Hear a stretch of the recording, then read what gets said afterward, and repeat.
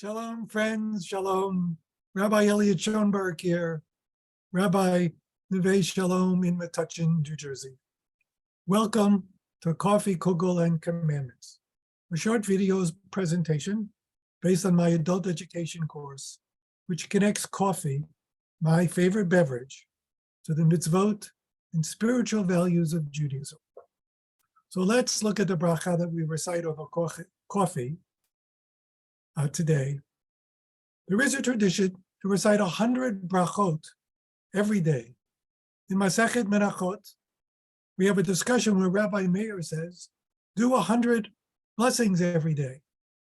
Rashi says, where does that come from? And he looks at the verse that Rabbi Meir recites, who said, quoting Deuteronomy chapter 10, verse 12, V'ata Yisrael, ma Adonai Elohecha shoel mi'imach. What does, O Lord our God, demand from us? And Rashi says, don't read it ma, don't read it what, read it me'ah, 100. And this is how we get to the tradition of reciting 100 brachot every day. We have one bracha over coffee. So what do we do with that? Where does that come from? What does that teach us? Let me give you my understanding or my take on a story of Rabbi Aaron of Karlin, who says he has a student in his study one day, and they're about to drink coffee.